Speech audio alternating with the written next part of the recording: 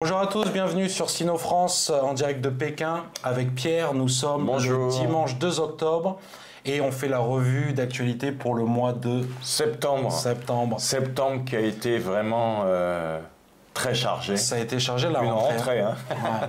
Une Bah, véritable carrément. rentrée. Donc Alors, on va commencer donc international, économie, technologie, Covid et le congrès d'octobre. très important, du 16 octobre. Quand on fera la revue d'actualité le mois prochain, je pense que ça sera... Ah bah le pivot. Ouais, c'est ça. Le pivot du mois d'octobre. Ça sera important, ouais. Donc là aussi, on peut dire que c'était important. On a eu La préparation. On a eu la préparation, bien sûr, mais on a eu aussi ce fameux sommet de Samarcande, où pour la première fois, le président est sorti depuis 2 ans et demi, donc le président Xi Jinping est sorti pour ce sommet de l'OCS. Voilà. Alors, donc on va commencer par ça, l'OCS, donc l'Organisation de la coopération de Shanghai, voilà. qui a été créée sous une impulsion chinoise. Oui, en 2001. En 2001, voilà. Et donc on va mettre ça un petit peu en parallèle avec le sommet de l'ONU à New York qui a eu lieu. Et tout ça aussi avec les BRICS, qui sont une organisation aussi à impulsion chinoise. Multilatérale en fait, voilà. avec les 5 BRICS, pays. Brésil, Russie, Inde, Afrique du Sud, Chine. Voilà. Ouais. Et OCS, il y a qui alors dans l'OCS? Alors, dans l'OCS, c'était essentiellement l'Asie mineure. Donc c'était Ouzbékistan, voilà, c'était régional. Ouais. C'était pour assurer la sécurité régionale, donc sous l'égide de la Russie et de la Chine et des ex-républiques soviétiques. Ouais. Donc l'OCS, cette fois-ci, il y a plusieurs organes à l'intérieur de l'OCS. Il y a un comité permanent, un peu comme celui de l'ONU, mais également, donc, surtout ce qui est important, c'est la session des chefs d'État. Et donc là, la session des chefs d'État s'est déroulée à Samarcande, en Ouzbékistan. C'est une capitale magnifique d'ailleurs, qui était... de la route de la soie, et avec des monuments sublimes, des mosaïques bleues. Enfin, vraiment, Samarcande, c'est une très très jolie ville. Bon, alors, ensuite, qu'est-ce qui s'est passé du coup à l'OCS? Qu'est-ce que, lors de ce sommet, quel était en fait, qu'est-ce qui en est ressorti en fait? En fait, ce qui est important, c'est que l'esprit de Shanghai insiste surtout sur le contenu. Et donc, un contenu qui est important en ce moment avec la crise occidentale, la crise avec la Russie et également donc la crise des deux mondes, la bipolarisation qui commence à redevenir, on revient vers une guerre froide. Et ça, c'est très préjudiciable pour l'équilibre mondial. C'est ça. Et je pense que le président Xi Jinping a voulu marquer ce sommet pour justement montrer que 87% quand même de la population mondiale ne partage pas forcément les visions d'un monde unipolaire. C'est ça. Et dans le sommet de Samarcande, et ce qui était important, c'est donc la recherche d'un consensus, la recherche d'un développement commun, d'une ligne où la stabilité est plus importante que l'hégémonie et où les pays coopèrent. Et ça a été des grands moments dans le discours du président Xi Jinping et également les entretiens multilatéraux qu'il a eus, du moins multilatéraux et bilatéraux. Ils vont renforcer leurs liens régionaux. Et puis bon, ça va ramener quand même, on espère, une stabilité régionale entre la Russie, la Chine, l'Inde. Ouais. En fait, c'est important. C'est super important. En fait, c'est vraiment la poussée d'un nouveau modèle qui sera basé plutôt que sur une confrontation, sur une harmonie. Et on a vu aussi quelque chose qui est très très important dans ce sommet, c'est que l'Iran va être membre à part entière de l'OCS. Ouais. Donc ça, c'est aussi important parce que l'Iran, en ce moment, ça fera les 3 puissances nucléaires quand même. On aura l'Inde, on aura l'Iran, on aura la Chine, la Russie. Donc, et également donc, la Russie. Ça fait 4 maintenant. Donc vous voyez, face aux États-Unis et aux autres puissances, ils disent attention les gars, on en a marre maintenant, il faut se calmer. Là, on essaye de trouver un terrain d'entente. D'ailleurs, c'est le discours de Lavrov et le discours de Wang Yi à l'ONU. Ça a été stop à la guerre. On veut défendre la paix et condamner la guerre. Voilà. Je cite. Hein. Oui, non, mais c'est important. C'est-à-dire que on en a marre de 40 ans d'hégémonie où les bombes étaient la façon de dialoguer avec les gens ou de venir dans les États souverains. Et donc, on veut une pause. On veut une pause sur l'armement, on veut une pause sur les... Et je pense que c'est intéressant. Moi, c'est quelque chose qui m'intéresse, de voir l'évolution de... Moi, je pense qu'un monde bipolaire, c'est pas plus mal. Hein. Parce que, tu sais, les gens, ils parlent de blocs, etc. Bon, déjà, je pense qu'on est loin de l'époque soviétique. Ouais, on s'en rapproche, là, de nouveau. Mais regarde, c'est plus comme l'époque soviétique, parce que avant tu avais 2 blocs. Mais maintenant, c'est un peu plus multipolaire, avec l'Inde notamment, la Chine, la Russie. Ouais. Avant, c'était Russie-Occident. Maintenant, il faut rajouter la Chine et l'Inde, par exemple. Et plus tard, peut-être l'Afrique même. L'Afrique, tu as vu que, par exemple, sur la guerre en Ukraine, c'est la première fois au monde, depuis la création de l'ONU, que les Africains sont en retrait. Ah, complètement. Bon, ben, tu vois que ça change les cartes quand même. Ça change les cartes. Les discours de l'ONU ont été très très intéressants parce que on a montré très différents des uns des autres. Tu vois, ça m'a surpris. Ça c'était vraiment intéressant. Tout le monde dit des trucs différents, quoi. Et le sommet de l'ONU a quand même montré que le monde évolue. Le monde évolue, que ce soit dans les pays africains, tu l'as mentionné, et dans les pays du sud-est asiatique. On a une cohésion maintenant qui s'est créée autour des pôles économiques de l'ASEAN. Ouais. Et maintenant également, donc... Même en Afrique, il y a des pôles, Cameroun, il y a des pays vraiment... bon, je ne suis pas spécialiste, mais j'ai vu quand même des petits reportages et tout. Pardonnez-moi d'être ignare sur le sujet. Mais vraiment, quand on voit, il y a des villes avec des millionnaires en pagaille. Oui, mais vois, donc, c'est le futur. Donc on est vraiment dans une nouvelle configuration du monde. C'est ça. Un changement, il y a des changements complexes comprendre. Il y a les changements complexes, mais la mentalité de la guerre froide va quand même rester c'est latent. C'est latent. Ouais. Donc est-ce que ça va être une séparation de 2 blocs? Et ça, je crois que ça va être intéressant de voir dans les Je pense que justement, les Chinois ne veulent pas ça, parce que c'est traditionnel chez eux, en fait. Ouais. Ils savent que c'est détrimental, en fait. Donc voilà, bah, écoute, on va s'arrêter là, en tout cas, pour ce projet, et on va passer sur l'économie. Parfait. Donc là, l'économie, une news, en fait, que j'ai regardée, et quand je l'ai vue, je me suis dit, j'étais choqué, que maintenant, le Chinois moyen est plus riche de $60 que l'Européen moyen. Voilà. Alors, les chiffres ont été c'est Crédit Suisse. Hein, voilà. Ça a été une étude du Crédit Suisse qui a quand même chinois, une antériorité et une notoriété sur le monde de la finance.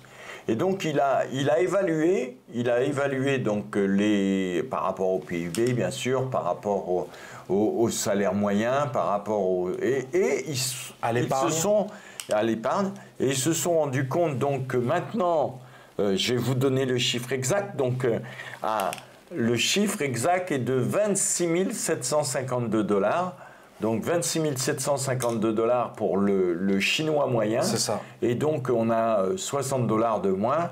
Donc ça va faire 26 748. si Écoute, j'ai compté. moi, ça me surprend pas vu que en Europe, ça baisse, il n'y a plus de taf, il n'y a plus rien. Et en Chine, ça fait que monter. Oui, alors bien sûr, on a la richesse chinoise a été surmultipliée ces 10 dernières années, notamment pour tous les milliardaires. Ces 20 dernières années. Enfin, pour Les milliardaires chinois ont quand même, dans Forbes, dans le classement Forbes des 500 fortunes mondiales, les Chinois sont en tête. Ils ont dépassé les Américains, ce qui est quand même rare. Ouais. Alors, pas forcément, je crois, en termes de revenus total, mais en termes de nombre. Et donc, ça veut dire que en moins de 10 ans, il y a eu une accélération complète de l'économie en Chine et des gens qui ont fait vraiment fortune. Donc dans des domaines totalement différents. D'ailleurs, on peut parler. Lui, il est dans le top 5, non? Ah bah lui, rien qu'avec son eau minérale, il a fait un carton. Et on n'est pas sponsorisé. Peut-être qu'il est même premier, je sais pas. Je crois qu'il était premier. Je crois qu'il était premier, donc. Il y a de quoi faire fortune encore en Chine. Bien sûr. Et ça, d'ailleurs, il y a plusieurs millionnaires étrangers en Chine. Bien sûr. Parce que, dans le textile, vous savez, regardez, juste pour vous donner une idée, Pékin, c'est un tiers de la France. Shanghai, c'est un tiers de la France. Donc, dès que vous mettez ces deux pays-là, vous avez 2 tiers de la France sur 2 villes. Du moins, 2 villes énormes. Et si on rajoute Chongqing, ça fait en 3 villes, vous avez la France. Donc, il suffit simplement de faire un très bon marketing sur ces 3 villes-là, et vous avez déjà le marché de la France. Donc, vous imaginez, ce n'est que 3 villes des 150 plus grosses villes chinoises. Donc, et ça va continuer pour les décennies à venir, parce que... Donc, il y a des opportunités. Il y a des opportunités. Il est triste que nos entreprises françaises se sauvent, n'en profitent pas plus. Moi, je l'ai vu, je l'ai dit la dernière fois quand on a fait l'opération sur le Xinjiang. Il y a énormément à faire dans ces provinces. Vidéo qui a très bien marché quand même. Il y a, merci. Merci à vous tous d'ailleurs. Donc, effectivement, il y a énormément d'opportunités encore en Chine. Alors, bien sûr, il faut que les entreprises aient quelque chose à proposer. Il faut que les entreprises ont des capacités à investir aussi ici. Et on n'arrive pas les mains dans les poches. Ou alors, il faut vraiment être très on va en parler justement d'une entreprise qui a très bien réussi ici. Bon, là, je pensais à Michelin, mais je ne vais pas parler de Michelin. Airbus. Bien sûr. Alors, la coopération d'Airbus, quand même, c'est un modèle économique qui est fabuleux parce que on dit toujours, ah oui, mais les Chinois, faire la coopération avec les Chinois, ça ne marche pas, on se fait piller. Donc là, c'est quand même 300 avions qu'ils ont commandés. 292. C'est une des plus belles commandes qu'on a eues. Une méga commande, ils appellent ça. Et donc ça faisait longtemps d'ailleurs que la Chine... A320, voilà, je précise, A320. Nouvelle version, Néo. C'est Néo. Donc c'est moyen courrier, c'est ça? Oui. C'est essentiellement pour le marché chinois. 35 milliards d'euros. Oui. C'est énorme, énorme. Donc pas mal. Airbus est un modèle fantastique de coopération ici en Chine. Et ils ont réellement... alors, ils ont une usine à Tianjin, donc d'ailleurs, ça va être essentiellement... On va essayer de la visiter avec Sino-France. Voilà, je vous tiens au jus. C'est une exclue. On verra. Voilà, je te le souhaite, c'est très intéressant. J'aimerais bien faire Michelin aussi. Michelin, Airbus. Il y a Saint-Gobain aussi qui est très bien. Il y a des très belles boîtes françaises. Il y a Schneider Electric surtout, qui est le leader non seulement du marché ici, mais mondial maintenant presque. Vraiment, c'est des très très belles boîtes. Et donc, bravo, bravo à Airbus. Bravo à eux. Et bon, il y a Comac aussi. Alors, la petite satisfaction de Cocorico, c'est qu'on a damé le pion aux Américains sur Boeing. Bah, en fait, Boeing, ils ont eu tellement de pépins avec leurs avions, malheureusement pour eux. D'ailleurs, moi, je suis de Montpellier, comme tu sais. On a eu un crash. C'est pas un crash, c'est l'avion, il a terminé dans l'eau. Ah ouais, le bout du nez, en fait, dans l'eau. Et bon, il n'y a pas eu de blessés ni rien. Ouais. Mais bon, les gens, les acheteurs voient ça. Ouais. Ils se disent, bon, on va peut-être pas prendre Boeing, quoi, parce que c'est pas... Non, mais c'est vrai, Boeing a eu plein de problèmes, de malchance en malchance. Ouais. Et là, le fait que une fois de nouveau... Et en fait, en plus, ça a été annoncé avant le salon de Farnborough, qui est un des salons les plus importants au monde de l'aviation. Bon, Comac, on finit l'économie sur Comac, qui est l'entreprise chinoise comme Airbus, Boeing. Et en fait, c'est rigolo parce que regarde, Airbus A, Boeing B, Comac C. Oui. J'ai remarqué ça. Ah bon, d'accord. ABC. Oui, et Comac, ils veulent... Avic. Ils ont fait un magnifique hydravion. Voilà. Donc ça, en fait, c'est conception totalement chinoise. Oui. À mettre en opposition avec le C919, qui est, lui, de conception chinoise, mais avec des... En fait, c'est une coopération... avec tous les pays, quoi. Voilà, il y a la France, il y a Michelin. Bah, en fait, tous les sous-traitants. En fait, il y a beaucoup de sous-traitances, mais globalement, le marché de l'aéronautique est un marché sur lequel il y a énormément de sous-traitance.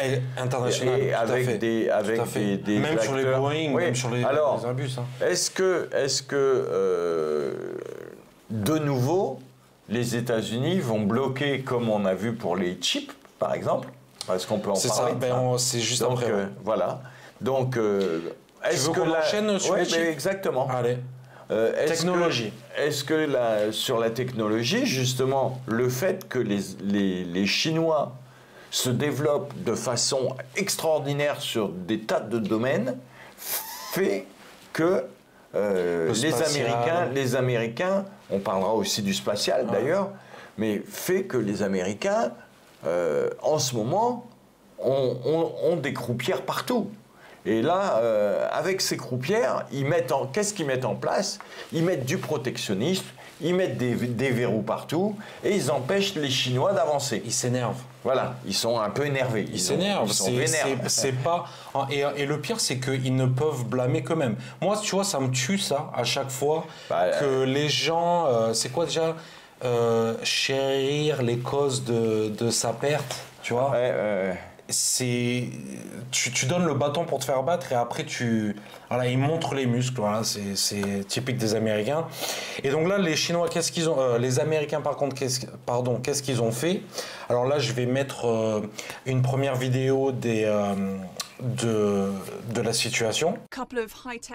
Quelques fabricants de puces de haute technologie affirment que les récentes exigences du gouvernement américain en matière de licence signifient effectivement qu'ils ne peuvent pas vendre certains de leurs produits en Chine. La société Nvidia a déclaré mercredi que l'interdiction d'exportation affectera un certain nombre de ses puces de haute technologie, telles que les A100 et H100, ainsi qu'une puce phare en cours de développement. Ces puces scientifiques d'intelligence artificielle permettent d'accélérer les tâches d'apprentissage automatique. AMD, entreprise de la Silicon Valley, a également déclaré que le problème affecterait certaines de ces puces. Voilà, comme on l'a vu dans la vidéo, les Américains bloquent en fait l'export de puces informatiques vers la Chine. Mais pas du moins, les puces informatiques de faible nanométrie, mais surtout, alors, c'est ça qui est intéressant. Et il faut vraiment... La technologie la plus avancée. Voilà. Alors, on sait très bien pour l'instant que la technologie, les meilleurs fondeurs actuellement, les fondeurs, c'est ceux qui vont graver les microchips. Donc, les meilleurs fondeurs sont actuellement à Taïwan, c'est TSMC, et ils sont talonnés maintenant, ils sont talonnés de très près quand même, par les Chinois. Et les Chinois... en moins de 10 ans, on bondit de 2 générations de gravure. Et on arrive avec, on s'est rendu compte donc récemment sur les Minecraft, pour les bitcoins que les Chinois gravaient en production normale à 7 nanomètres. Ce qui est absolument TSMC, incroyable. là, ils vont lancer 2 nanomètres. Il y a des études à 2, mais on parle aussi déjà que les Chinois seraient en possibilité de graver à 5 nanomètres.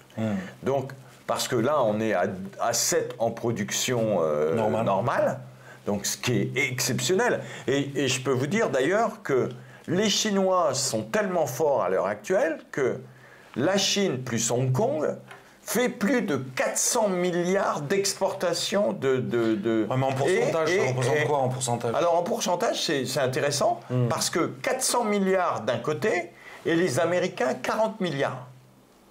Et les Taïwanais 114 milliards. Ah.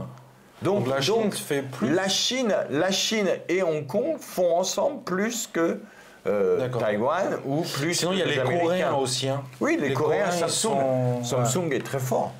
Et Samsung... j'ai vu même que la Russie aussi, ils veulent... Ah, ils commencent. Donc, il y a en ce moment, réellement, je pense que les Américains ont voulu bloquer les Chinois, mais en fait, à chaque fois qu'on bloque les Chinois, ils essayent de faire mieux. Et ça, c'est systématique. Mais les Russes aussi. Hein. Oui, mais on les bloque et eux, ils font mieux. Et ils vont, alors, ils mettent des milliards et des milliards et des milliards, ça on peut le dire, en ressources pour travailler sur ces projets-là. Recherche, développement. Et ça a été le plan 2025. Et déjà, le nouveau plan chinois, est également avec des investissements massifs sur les nouvelles technologies. Intelligence artificielle, nouvelles technologies sur les métaverse. J'avais visité le centre là, de métaverse avec Lionel, et que je salue d'ailleurs. Lionel, on te passe bonjour, il va en France là d'ailleurs. Et en fait, franchement, si j'ai comparé, et d'ailleurs j'avais vu le truc en exclusivité, c'est pas encore sorti, tu vois. Et la qualité, tu compares ça avec le truc de Mark Zuckerberg, mais le truc de Mark Zuckerberg, c'est pourri. C'est pourri. Tu vois, c'est des graphismes, et d'ailleurs tout le monde le dit, hein. C'est pas comme moi, hein. C'est des graphismes d'il y a 20 ans en fait. Oui, c'est vrai. L'interface est très je vois ça, je me dis... Old fashion. Hein. Mais mec, tu vois. Enfin bref. Donc on va finir la technologie sur le projet spatial chinois international. Alors ça, c'est quand même... Parce qu'en fait, il y a eu des problèmes avec l'ISS. Comme quoi, les Américains ne voulaient plus trop collaborer avec les Chinois. Oui. Et bon, même, je suis sûr que... c'est toujours la même chose. C'est toujours la même chose. On arrive encore sur... On ne veut pas partager, c'est eux qui, au final, poussent à la création multipolaire. Hein. Tu vois? Ouais. Ils te laissent pas le choix, en fait, tu vois? Oui, c'est vrai. Quels sont les pays qui vont participer à ce projet de station spatiale, donc l'ISS chinoise, on va dire. Voilà. Et donc, voilà, il y a la France. Donc ça, c'est super quand même pour nous, parce que moi, je pense qu'en tant que Français, il faut qu'on ne mette pas tous nos œufs dans le même panier, voilà, et qu'on coopère avec tout le monde. Les Américains, les Chinois, les Russes, les Indiens, les Japonais, les Congolais. Donc on coopère avec tout le monde, les gars.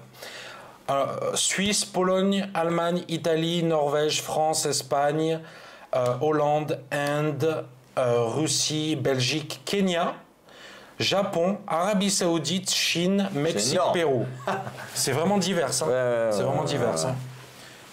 Alors, donc, cette station spatiale, donc, il y a eu des modules de laboratoire qui ont été envoyés. Il y a Tiangong qui s'est vu amarré avec un port spécifique, un port radial. Donc ça, c'est le nom de la station. La station, ça veut dire Palais Céleste. Vientiane. Le module du laboratoire Vientiane. Et donc, la station spatiale, donc, Tiangong. Tiangong, ça veut dire Palais Céleste. Voilà. Et Tiangong. Oui. Tiangong. Ah, bravo. On va vous donner des cours de chinois, les gars. Voilà. Et donc, ce qui a été intéressant, c'est que cette station spatiale habitée, elle va être habitée. Hein. Il y a déjà il y a eu 3 équipages. Il y a déjà eu 3 équipages qui sont montés. Donc, ont installé des modules de laboratoire. Et bientôt, donc, à l'heure actuelle, la Wentian a été lancée. Il fait 23 tonnes métriques et 17 mètres de long. Donc, c'est quand même des grosses stations. C'est Wentian est le vaisseau spatial le plus lent, le plus grand et le plus lourd jamais construit par la Chine. Donc ça, c'est vraiment une prouesse technologique. C'est clair. Et alors, ça veut dire quoi? Ça veut dire que la Chine s'est vraiment placée dans le peloton de tête. Ouais. Et on le voit avec tous les satellites aussi qu'elle est en train de lancer. Donc, tu vois, la conquête spatiale, ils ont trouvé des minéraux rares sur la face cachée de la Lune. C'est vrai. Et donc, le développement de l'industrie spatiale en Chine est quelque chose d'exceptionnel. C'est un peu ce que l'on avait avec les Américains quand ils étaient au top dans les années 70. Avec JFK. JFK et après, donc vraiment, et von Braun à l'époque. En fait, ça donne aussi un but à la nation, quoi. Ça fait rêver, quoi. C'est important d'avoir un but commun. Et ça, en fait, je voulais mettre en parallèle le système, bon, je caricature, un capitaliste versus communiste, parce que qu'est-ce qui se passe en Amérique avec Elon Musk et tout? La NASA a délégué, et en fait, il y a plein de problèmes. Il y a plein de problèmes avec, tu vois, ça passe dans le privé, on ne sait pas trop ce qui se passe, etc. Tandis qu'en Chine, ben voilà, c'est une entité qui gère. Oui, c'est comme en France, ça avance, avec le CNES, le centre aérospatial, après Ariane Espace. Donc, non, mais c'est bien. C'est-à-dire que là, il y a réellement une coopération, et je pense que la coopération franco-chinoise dans le domaine de l'aérospatial n'est pas terminée. C'est une coopération qui va durer sur le long terme. C'est génial. Et comme 2024, ça sera les 60 ans de la relation diplomatique France-Chine. Ouais. D'ailleurs, on fera à ce moment-là des... Là, il y a eu le Japon. Ils ont célébré 50 ans avec le Japon. Et c'est bien. Le Luxembourg aussi, a célébré. Et je salue au passage son Excellence, l'ambassadeur Mark Hupsch, qui est un ambassadeur absolument remarquable. On le salue. Réellement, donc le Luxembourg a fait un très très beau projet sur le 50e, donc ça va durer toute l'année. Malheureusement, je ne connais pas celui du Japon, mais... ça a fait... c'était partout dans les médias en tout cas, hein. Même en Chine. En fait, ce qui va être important quand même, c'est que peut-être que ça va redonner un peu d'huile dans les rouages entre la relation qui avait été un peu sino-chinoise, qui avait été un peu attaquée avec l'ancien Premier ministre décédé malheureusement. Shinzo Abe. Donc en fait le rapport de la CCI là, qui vient de sortir, qui est un rapport très intéressant, on mettra le lien en description. En fait par contre... Oui, ça sera bien, les gens, vous pourrez le lire, c'est un excellent rapport. En fait, sur la situation du Covid et... sur les entreprises, l'impact... Voilà, l'impact de la politique zéro Covid sur les entreprises en Chine. Voilà, alors, beaucoup d'entreprises, les entreprises françaises sont pénalisées, bien sûr, mais également toute la chaîne logistique internationale, parce qu'il y a beaucoup de sous-traitants, il y a beaucoup de complexité.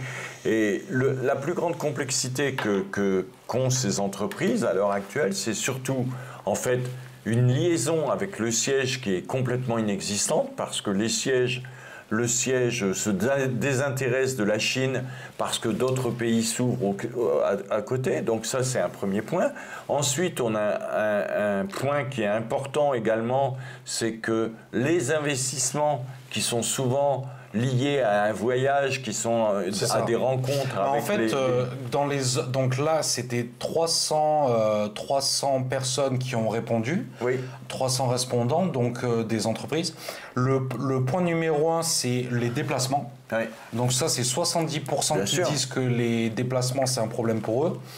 un affaiblissement de la demande, 60%, des flux de trésorerie, dans ce que tu disais, 40%, Ouais. chaîne logistique, 40%, Ouais. et engagement des C'est surtout les étrangers, des ressources. salariés étrangers. Voilà, c'est ça.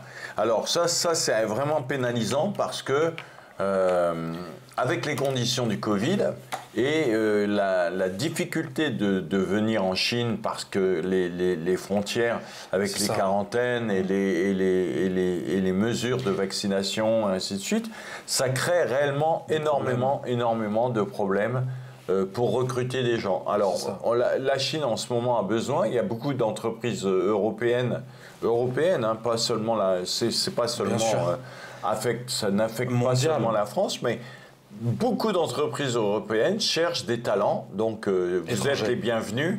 Vous êtes les bienvenus en Chine. Vous pouvez rentrer en contact. En contact. Vous pouvez envoyer vos lettres de motivation. Si vous voulez vous expatrier, c'est le moment. Les entreprises européennes recherchent des employés. N'hésitez pas à nous contacter aussi. Sinon, France, il y a tous les liens en description. Voilà. Et là, il y a 70% des entreprises qui disent qu'ils ont besoin d'employés expatriés pour gérer efficacement leur entreprise. 70%. Donc c'est crucial pour eux d'avoir accès à des expatriés, quoi. Ouais. Donc voilà, c'est lisez-la, c'est vraiment. Si vous êtes intéressé pour le business en Chine, lisez ce rapport. Oui, ça vous donnera une bonne idée de ce qui se passe en ce moment par rapport à la Chine, politique, par rapport au Covid. Alors maintenant, on va finir par le congrès d'octobre. Alors là, oui. Et tout ce qui est en fait le processus démocratique au sein du Parti communiste chinois. Voilà. On fera peut-être une vidéo spécialement là-dessus, sur la politique. Peut-être, oui, au mois d'octobre, on peut faire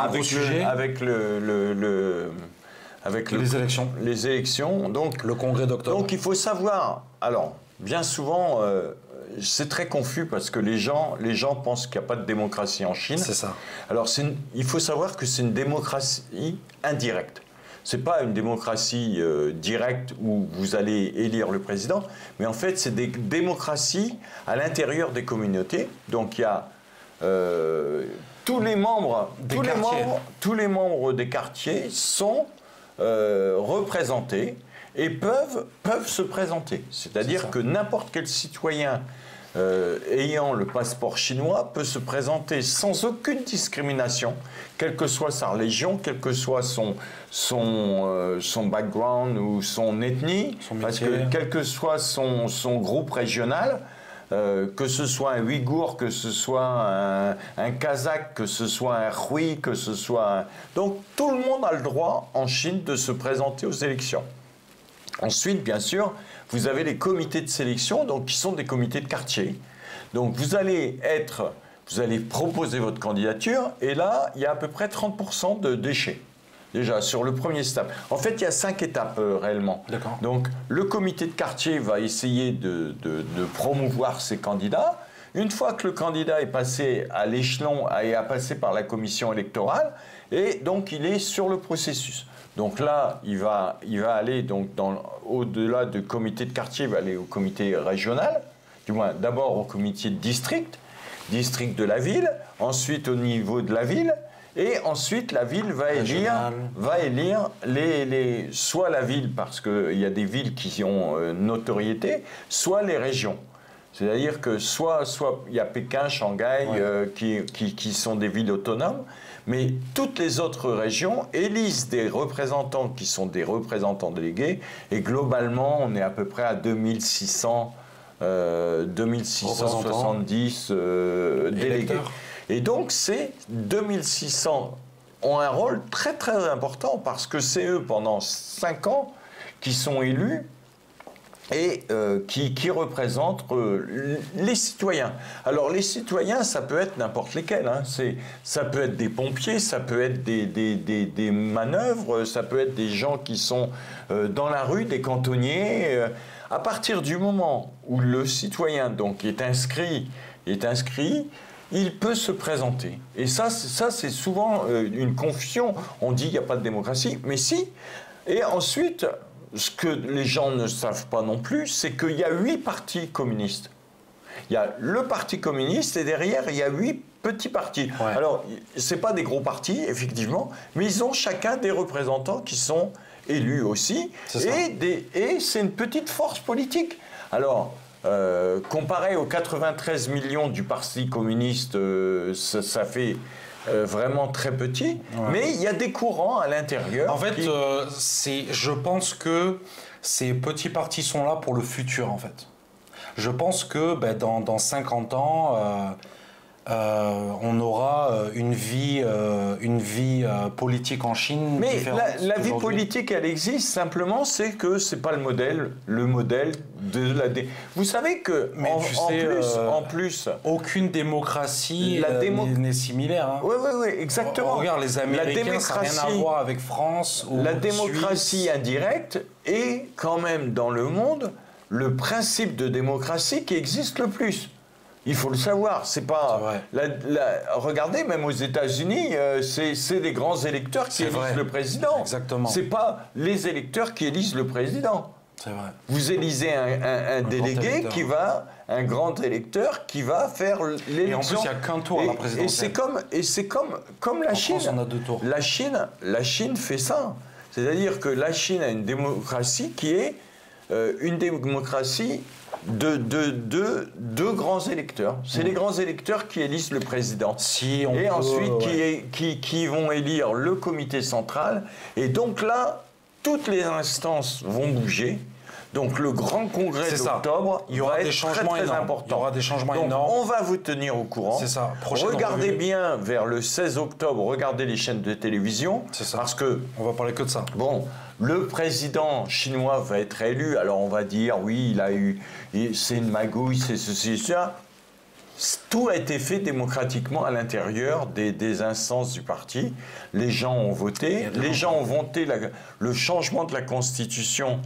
Et je vous parlerai à ce moment-là quand même qu'il n'a pas trop de choix en fait. Il n'a pas trop le choix, Xi Jinping, s'il veut continuer à continuer à se représenter. Et ça, on en parlera, ça sera une émission très intéressante. Et je pense que vous allez avoir au mois d'octobre, le sujet, ça sera vraiment la politique, parce que ça va un peu... C'est l'avenir du monde, en fait. Hein.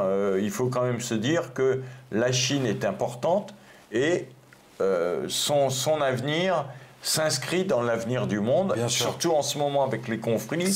Elle a un rôle d'arbitre, un rôle de médiateur et elle est plutôt les décisions chinoises pacifique. Vont influer. Voilà. Et donc là, ce congrès va être important. Donc rendez-vous sur notre prochaine réunion. C'est ça, le mois prochain. La prochaine revue d'actualité. La prochaine vidéo. N'oubliez pas de liker.